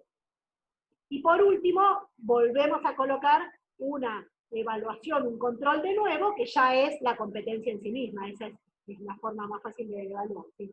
Evalúo la competencia. Pero incluso en la gimnasia, cuando el momento de la evaluación es una competencia, muchas veces, imagínense llevando a la gimnasia esto que acabo de decir, nuestro atleta no llegó al final del periodo de transformación en hacer 42 segundos, lo hizo en 58, pero inexorablemente tengo que ir a la competencia, no puedo no competir. Bueno, entonces vamos a plantear un objetivo para esa competencia diferente al que teníamos planteado. En la gimnasia sería, bueno, yo me estoy dando cuenta que la gimnasta todavía la rutina no la tiene como yo quiero que le salga. Hicimos todo lo que teníamos que hacer, pero porque pasaron cosas, no llegó. Bueno, entonces el objetivo de la competencia ya no va a ser ganar, o no va a ser sacarse 12 puntos. El objetivo de la competencia, y lo que voy a entrenar esta semana, va a ser que ciertas cosas de la rutina sí o sí tienen que salir perfectas. El día de la competencia, eso se tiene que verificar. Tiene que terminar la competencia y eso que dijimos que era lo que tenía que salir perfecto, me tiene que salir. Si sale, implico el objetivo y puedo pasar al próximo plan. Si no sale, tengo que revisar qué hice mal en este macrociclo para volver a empezar el periodo de acumulación desde otro lugar, porque no estoy parada donde pensaba, ¿sí? Siempre tengo que poder empezar los macrociclos sabiendo exactamente dónde estoy parado, no suponiendo. Tengo que saber dónde estoy parado con mis atletas. Con respecto a la evaluación, también es importante que elijamos qué datos vamos a recolectar. Esto que les vengo diciendo. O sea, no es que evalúo cualquier cosa y con tal de evaluar junto números de lo que sea. Con el tiempo uno va aprendiendo cuáles son los indicadores de rendimiento que son relevantes. ¿Qué cosas que yo evalúe me van a decir a mí si estoy por el buen camino o no estoy por el buen camino? Y eso se aprende con el tiempo, ¿sí? También tengo que saber que la evaluación es bidireccional, es un camino que se retroalimenta entre el atleta y el entrenador. El entrenador le dice al atleta y el atleta le dice al entrenador. esto va a generar una conducta, ¿sí? Y se van a ir modificando conductas, que van a tener primero efectos inmediatos en cada entrenamiento, en cada semana de entrenamiento, y por último van a tener efectos acumulativos al final de cada periodo de entrenamiento. Las informaciones que yo tengo que tratar de recolectar van a venir de 4 lugares diferentes. Primero del atleta. Lo más importante es lo que el atleta nos pueda referir. Cómo está anímicamente, cómo se siente su cuerpo, cómo está de dolor, cómo está de cargado el organismo, ¿sí? Otros indicadores van a ser brindados por terceros, que los terceros podemos ser nosotros mismos, que vemos al atleta desde afuera, o puede ser el profesor de danza, o puede ser el papá, que viene y nos dice, mirá, no te dice nada, pero es que llega a casa y se duerme, ni cena, se va a dormir sin cenar, y no lo puedo despertar para ir a la escuela el otro día. Bueno, tal vez el atleta no nos dice nada de eso, pero eso es un indicador de que estamos exigiendo demasiado al atleta y que tal vez tenemos que bajar un poquito la exigencia, ¿sí? Otros indicadores van a ser tomados por los test, y estos son los test que nosotros elijamos tomar, son las mediciones cuantitativas. ¿Cuánto es? ¿Cuántos lanzamientos? ¿Cuántas abdominales? ¿Cuánto tiempo? ¿Qué efectividad tuvo? Y por último, bueno, también podemos hacer test de otro tipo, test psicológicos, test médicos, test de lactato, de consumo de oxígeno, de resistencia, de un montón de cosas, ¿sí? Y por último, los últimos datos que voy a tener son los que yo voy a ir acumulando a lo largo de mi carrera con este atleta, a lo largo de mi carrera con otros atletas. Y entonces yo voy a tener un montón de estadísticas, un montón de datos que tengo en algún lado, y que con esos datos yo voy a poder ir generando ideas generales, por decirlo de alguna manera, de si lo que está pasando con este atleta me está llevando por el buen camino o no me está llevando por el buen camino. Los entrenadores que por primera vez son entrenadores, hay un montón de cosas que no saben, porque son todas nuevas para ellos, no solo los gimnastas son nuevos, sino que, ¿qué puede pasar cuando un gimnasta está muy cansado? ¿Qué puede pasar si no está tan cansado? ¿Qué puede pasar si aprieto mucho o no aprieto mucho? Con los años de entrenamiento uno va sabiendo eso.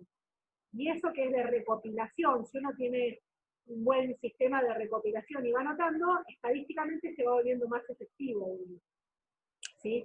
Yo ayer me junté con un grupo de atletas míos que tienen que ir a Tokio, que supuestamente la semana que viene vamos a empezar a entrenar en el agua, y vinieron con una pila de cuadernos, y eran sus anotaciones diarias de los últimos 4 años, de lo que habían anotado en cada entrenamiento de los últimos 4 años. Y en estos 90 días, como no tenían mucho más que hacer su rutina de mantenimiento físico, habían volcado en diferentes tópicos todo lo que ellos habían anotado durante 4 años. Entonces tenían algunas cosas que tenían que ver con las sensaciones con el agua, otras que tenían que ver cómo habían armado el barco, otras que tenían que ver con cómo habían planteado las regatas. Y hicieron un libro que ahora nosotros, el primer entrenamiento, ya sabemos que tenemos que trabajar algunas cosas que no nos habíamos dado cuenta, que las deducimos de la recopilación de tantos años de trabajo. ¿Sí? Entonces, es importante todo esto, el efecto acumulativo que vamos juntando de cosas. ¿Sí? Ya vamos llegando a los finales.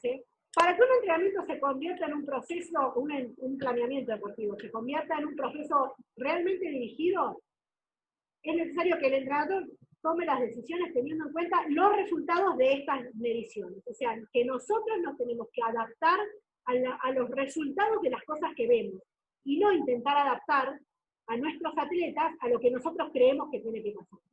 ¿Sí? O sea, nuestros atletas van a sufrir un proceso de adaptación y de transformación a lo largo de nuestra planificación, pero cuando yo mido y evalúo la planificación que hice y trato de ver si se cumplió lo que estaba haciendo, si no se da lo que yo esperaba, no puedo tratar de modificar al atleta. Lo que tengo que modificar es la planificación, ¿sí? Cómo sigue, cómo voy a seguir.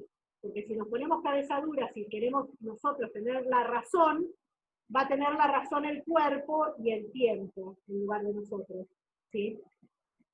Los controles comienzan por la medición, pero no terminan en la medición. O sea, no es que mido y ya está, listo, ya está, esto es lo único que tengo que hacer. Es necesario saber cómo tengo que medir, cómo seleccionar los indicadores que les dije recién. Es necesario saber procesar, además, estos resultados, porque a veces procesamos mal los resultados y tenemos toda la información, pero la leímos mal. Y como la leímos mal, somos incapaces de salir adelante con un buen diagnóstico, ¿sí? es necesario que los métodos de control los dominemos, tenemos que practicar los métodos de control, tenemos que hacernos de métodos de control que para nosotros sean fáciles de manejar. Y yo escucho muchas veces entrenadores, nosotros en el Centro de Alto Rendimiento tenemos un departamento de biomecánica que es mucho más avanzado que el nivel que tenemos de atletas, por decirlo de alguna manera. Y vienen los entrenadores y dicen, ay, yo quiero ir a biomecánica y quiero que me midan, y escucharon o leyeron en un lugar que en Finlandia estaban midiendo un método no sé qué. Y quieren que los midan, y la gente de biomecánica los mide y les da los resultados, y el entrenador no sabe qué significan esos resultados. Si tiene los resultados y no sabe qué hacer con eso. Entonces yo tengo que hacerme de métodos de control que yo pueda entender, y que yo pueda manipular, y que yo pueda transformar en cosas que a mí me sirvan para trabajar. ¿Sí? Si no, mejor no evaluar, ir con la intuición para adelante. Bueno, esto es todo de este bloque, ¿sí? Espero que les haya resultado útil e interesante, y a ver si hay preguntas ahora. Wow, excelente, no, muchísimas gracias. Me parece que es súper completo. Creo que el tema de la planificación definitivamente es como de nunca acabar. Es algo que los entrenadores, pues lo digo por experiencia propia, seguimos aprendiendo y seguimos aprendiendo y seguimos modificando, y la parte de la experiencia pues es importante a la hora de que pasan los años, ¿verdad? A la hora de planificar. Yo tengo una pregunta personal. Sí, a ver. ¿Qué pasa, por ejemplo, ¿qué recomiendas? Cuando hay lesión, cuando tenemos un deportista con lesión, ¿qué pasa en ese momento de planificación? ¿Qué deberíamos tomar en cuenta, por ejemplo? ¿O queda el mismo plan, pero no sé? ¿Me entiendes? No, se modifica. A partir de ese momento se modifica todo el proceso. Porque un deportista lesionado es otro deportista, es un deportista nuevo que tenemos. Entonces, yo seguramente voy a modificar mis hitos finales, o sea, probablemente tenga que correr todos los momentos importantes, la competencia se va a dar en otro momento. Si se va a dar la competencia, porque no podemos no ir, vamos a tener que modificar qué esperamos de esa competencia, si es que queremos que el atleta dure para siempre, porque si no, también podríamos decir, hago de cuenta que no está lesionado y que se rompa y que siga en competencia como sea, pero creo que no es la intención de ninguno de nosotros hacer eso. Entonces, ¿qué hago? Me paro en ese momento, se lesionó el atleta, paro el plan que había hecho, evalúo qué puede hacer el atleta, qué no puede hacer el atleta, me siento con los profesionales que me van a poder decir de verdad bien cuándo el atleta va a volver a estar disponible. Cuando el atleta está disponible no va a estar al 100%, voy a empezar de nuevo seguramente mínimo desde un microciclo de choque, si no es de ajuste, de acuerdo a la gravedad de la lesión.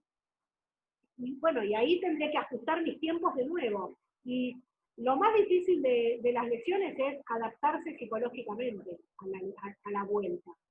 El cuerpo se cura siempre, pero voy a tener que saber que probablemente tenga que resignar competencias o que tenga que resignar resultados, y eso el atleta lo tiene que saber, y esto del feedback, el atleta también lo tiene que saber. Recién una persona preguntaba ahí entre las preguntas cómo preparar psicológicamente a un atleta para la competencia. Y es todo esto que dijimos de la preparación, de el momento de ajuste, el momento de choque, el momento de aproximación, también se hace psicológico. O sea, yo, como esto lo estudié desde muy joven y fui una obsesiva con esto de la planificación desde chica, yo me doy cuenta que con el tiempo, Paula como entrenadora ha sido implacable en el planeamiento del entrenamiento psicológico. Y mis gimnastas tal vez no eran tan buenas como gimnastas, tal vez no lograban unos grandes objetivos técnicos, no podían hacer un montón de cosas deportivas, pero el día que llegaban a la competencia, psicológicamente no fallaban. O sea, si yo quería que hagan tal cosa, esa cosa la terminaban haciendo. ¿Por qué? Porque de la misma forma que preparo al gimnasta para que entrene sobre un tapete de tal tipo, que haga la flexibilidad de tal manera, que sepa que va a ser frío, entonces entrenamos en lugares más fríos, o que va a ser un calor bárbaro, entonces entrenamos en lugares más calurosos, o que vamos a competir en Bolivia, que hay 2.800 metros de altura y nos falta el aire. De la misma manera, los entrenadores podemos preparar psicológicamente a nuestros atletas. Por un lado, porque nuestro deporte es muy estresante, la competición es muy estresante. Los que fueron gimnastas lo saben, uno se para casi desnudo, en un mar azul o rojo o blanco, del color que sea el tapete que nos tocó competir, de 195 metros cuadrados, con mínimo 12 señoras con cara de enojadas adelante nuestro, mirándonos como diciendo a ver cuándo te equivocás, y en el mejor de los casos mucho público. Que en general eso no siempre es una presión porque los gimnastas eligen la gimnasia y son bastante egocéntricos, ególatras, y les gusta el público, ¿sí? Pero todo lo otro resulta súper estresante, uno se lo cuenta a cualquier persona y dice, wow, o sea, puesto así, es difícil enfrentarse a eso, y para eso hay que practicar. Entonces, si yo, por ejemplo, se me ocurre una cosa, soy muy benévola con mis atletas, y durante los entrenamientos les perdono todo, y durante los entrenamientos digo, ay, pobrecita, ay, no, lloró, uy, se puso nerviosa, la dejo que, y la protejo. El día que se pare solita en el medio de la alfombra, no va a poder superar ese momento. O sea, el primer momento de presión tengo que ser yo mismo como entrenador, probablemente.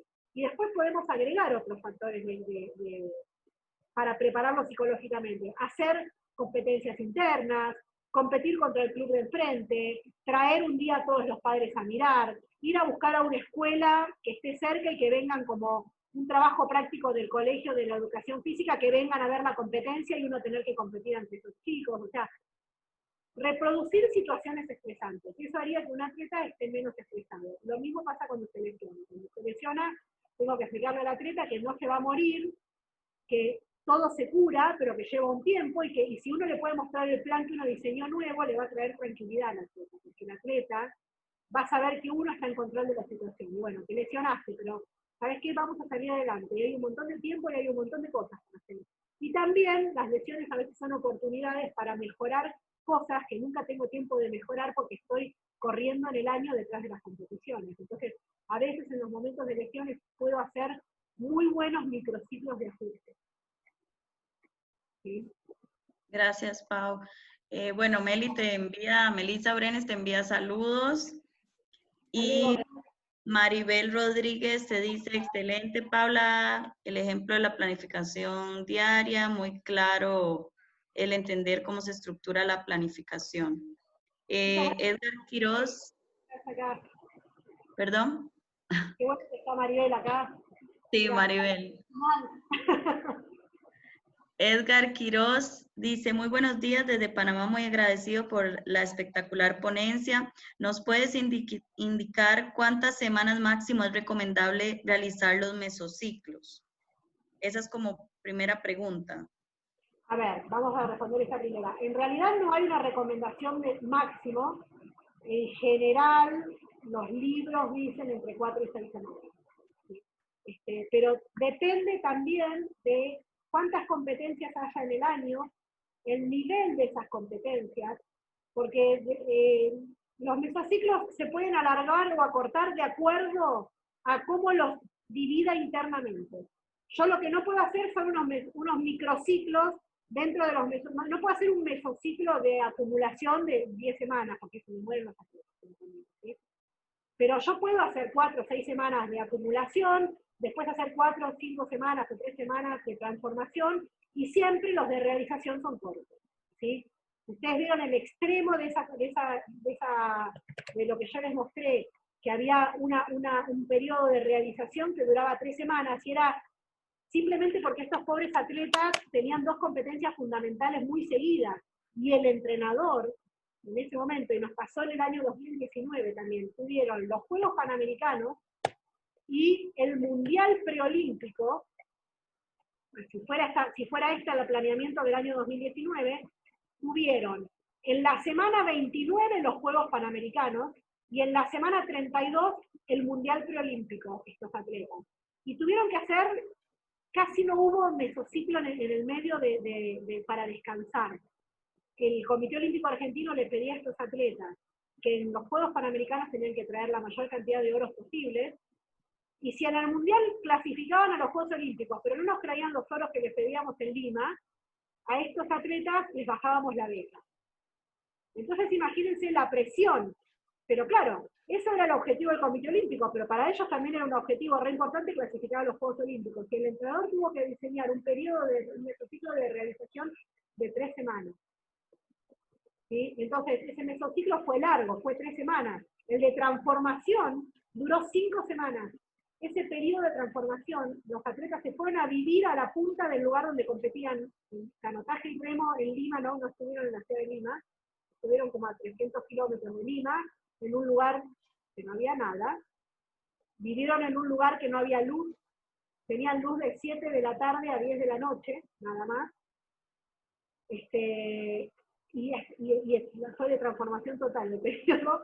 En ese periodo duró 5 semanas, y el de acumulación duró solamente 4 semanas, porque antes que eso habían tenido un evento continental que era importante para la federación. Entonces, ¿cuánto dura un mesociclo? Depende de cuánto dura el macrociclo y depende de la intensidad que vos le puedas dar a cada uno de esos periodos. ¿Sí? Ok. La segunda pregunta dice, en las sesiones de entrenamiento, ¿cuánto tiempo máximo de duración recomienda usted que se haga en un atleta que está iniciando y está iniciando como competidor? Bueno, depende, a ver, depende de cuánto tiempo dispongamos. Yo últimamente estoy ayudando a mis alumnos de la universidad, todos tienen escuelitas deportivas nuevas que entrenan 3 veces por semana, 1 hora y media nada más. Y en esa hora y media, 3 veces por semana, tienen que lograr hacer que los atletas lleguen. En general en octubre hay un evento de patín artístico en el cual se juntan como 5.000 patinadores a competir. O sea, es el momento culmine de su vida. Aquí en Argentina mucha gente hace patinaje artístico sobre ruedas. Entonces, la idea es 1 hora y media. Yo creo que con menos de 1 hora y media es muy difícil hacer la clase como tiene que ser. O sea, tener un momento introductorio en el cual le explica a los alumnos qué va a pasar en la clase, hacer un momento de puesta a punto física de entrada en calor, desarrollar los objetivos técnicos de la clase y volver a la calma. Mínimo necesitamos 1 hora y media. Creería yo, ¿sí? Pero bueno, hay gente que lo puede hacer en menos. Lo importante es la inteligencia, cómo uno aprende a maximizar lo que hace en cada uno de esos momentos. ¿Sí? Entonces, seguramente si es cortito el momento de entrenamiento que tengo, primero que voy a dividir los objetivos de la semana, del microciclo, muy bien divididos en esas 3 sesiones que tengo. O sea que en cada una de las sesiones voy a tener que dividir bien para un poquito en cada sesión hacer algo de lo que quiero que a fin de la semana hayan logrado. En la entrada en calor, la general va a ser más corta que la específica, y en la específica, seguramente mientras están entrando en calor, estaré haciendo algunos gestos técnicos sin que los atletas se den cuenta. En el desarrollo de la clase voy a tener que ser muy objetivo, y además voy a tener que lograr que mis atletas, sobre todo cuando hay poco tiempo, sean muy prolijos y muy ordenados en el trabajo, ¿sí? Que sean muy obedientes. Pero bueno, no hay fórmulas de tiempo en el mundo deportivo. Pau, Adriana Stonescu nos saluda y te felicita por la presentación, todo súper metodológico y muy pedagógico. Felicidades, Paula. Marley también te felicita por la ponencia, Marley Rojas de Venezuela. Silvia... Adri la voy a ver mañana. Y Marley, la veo, te sigo por Facebook, Marley, te voy viendo. Silvia Saavedra dice, Paula, gracias por la capacitación, excelente. Pregunto, ¿cuántas competencias son recomendables antes de la competencia fuerte como nacionales para niñas de niveles y de alto rendimiento, para no excedernos? Gracias. Bueno, depende en dónde esté puesta la competencia fundamental. Si la competencia fundamental está puesta a fin de año, podemos poner 3, 4 competencias en el medio que no son fundamentales, ¿sí?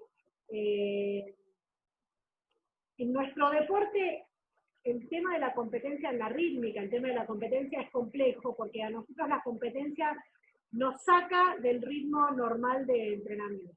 Y nuestras gimnastas les lleva muchos años la especialidad deportiva, llegar a la especificación técnica. Entonces, inicialmente, cuanto más chicas son las gimnastas y tienen muchas competencias, nos sacan de la posibilidad de aprender, de la posibilidad de estar en los periodos de ajuste y de choque, ¿sí? ¿Por qué? Porque es lo que más necesitamos, porque nosotros necesitamos tener disponibles un montón de habilidades que nos llevan años conseguir. Cuando ya son más grandes las atletas y ya son más expertas y son más de alto rendimiento, probablemente no necesiten tantos momentos de preparación y puedan competir un poco más seguido. Y de hecho nosotros vemos que las top 10 del mundo compiten en algunos momentos todos los fines de semana. Ninguna compite todos los fines de semana, pero fin de semana por medio y hacen bloques de competencias de 3 semanas y hacen 3 copas del mundo seguidas. ¿Sí? Así todos ustedes verán que no compiten todas, compite una y después la otra, y después otra con la otra, y después otra con la otra. ¿Por qué? Porque es imposible, sino entre que piensen que las competencias en general también significan trasladarse hacia el lugar de la competencia, alojarse en un lugar diferente, comer comida diferente, estar sin mamá y papá, o sin el novio, o sin los hijos, los entrenadores, y volver. Y todo eso tengo que pensarlo también. Entonces, la competencia nos descoloca de todo esto que veníamos haciendo tan ordenado y tan prolijito que era hacer gimnasio. ¿Sí? Sí. Pau, con respecto a este proceso de pandemia, ¿qué nos recomiendas en este momento? Pensando... Ustedes ya volvieron a entrenar, ¿no? Estamos iniciando otra vez el retorno, bueno, sí. Yo, después, Nati, te voy a pasar un link de nosotros esta semana, el Ente de Alto Rendimiento hizo unas charlas con sus atletas becados, con todos nuestros atletas becados. Hicimos una charla con un kinesiólogo y con un psicólogo. Y la verdad que, o sea, yo podría decirte un montón de cosas, pero después va a estar subido a YouTube, así que te lo paso y vos después pasáselo a la gente que se anotó. Porque me parece muy interesante cómo el kinesiólogo y el psicólogo explican cómo volver. Porque no hay muchos datos.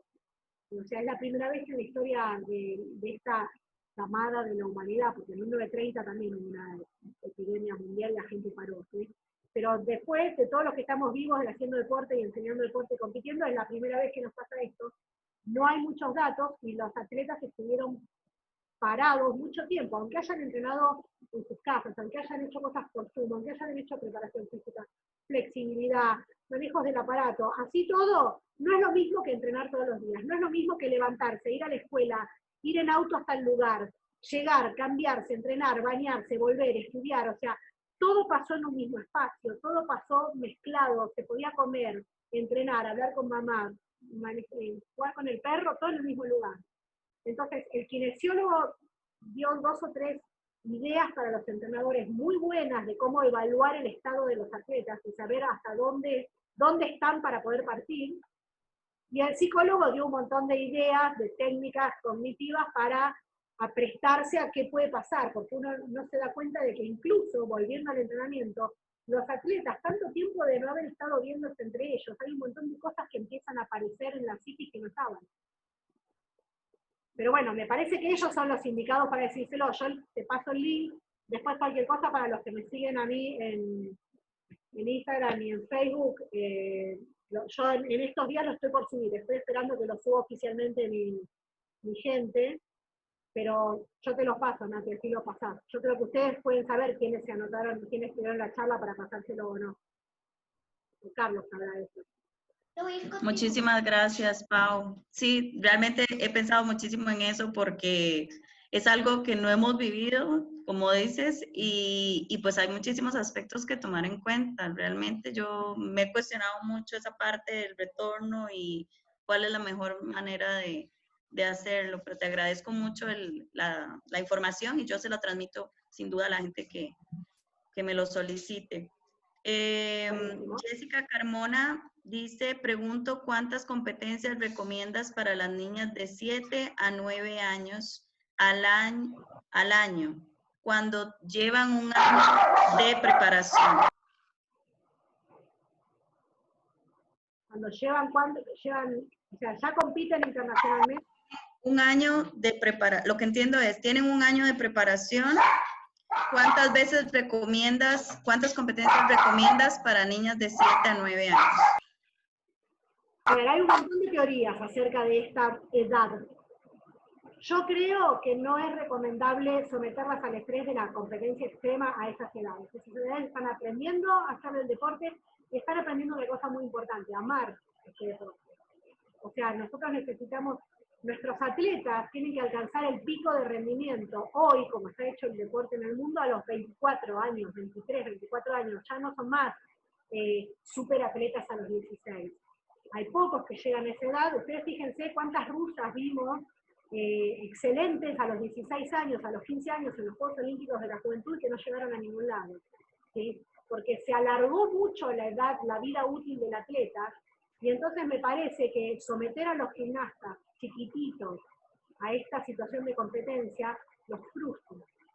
¿Sí? Me parece que tienen que jugar, podemos hacer galas, podemos hacer exhibiciones disfrazados, podemos hacer competencias internas que no sean exactamente pasar con la rutina entera, o sí pasar con la rutina entera, pero no con puntos, hacer, no sé, bailando con las estrellas, porque me parece que a esa edad los atletas tienen que aprender otra cosa, todavía no tienen que aprender a competir.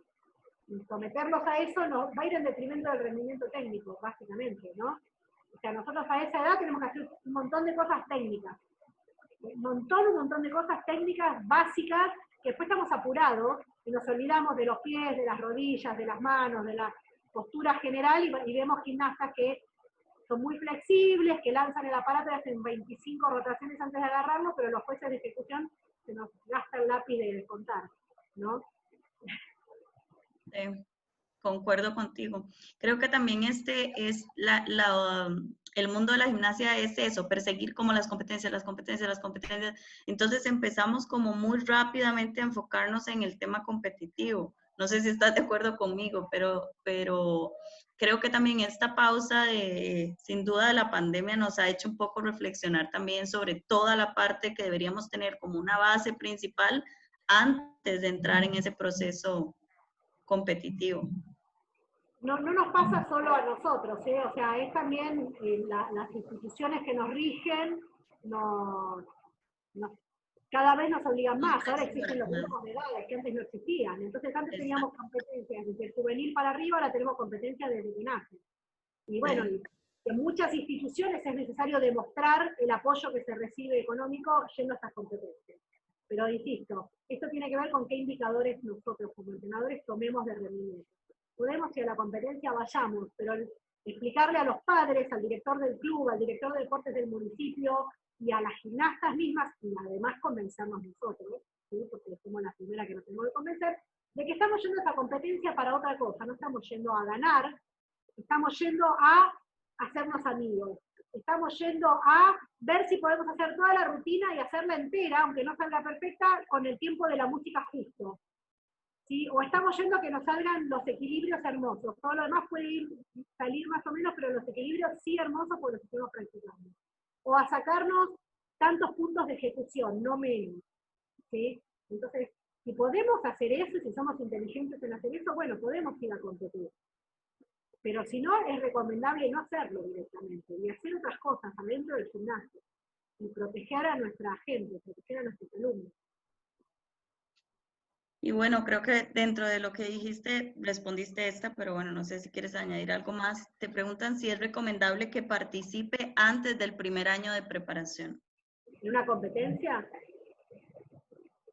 Y yo creería que no, a menos que compita en una competencia con toda gente que es del mismo grupo, que hace menos de un año que están, y haría un torneo de habilidades, no haría una que pasen con música, o haría una rutina de 20 segundos, o sea, una competencia adaptada haría antes del primer año, una competencia. Tal y cual se compite en la gimnasia rítmica de 1 minuto 15 a 1 minuto 30, no lo haría. Con gente que tal vez le va a tocar ir a competir con chicas que hace 5 años que están haciendo gimnasia, va a ser frustrante que siempre siente, ¿no?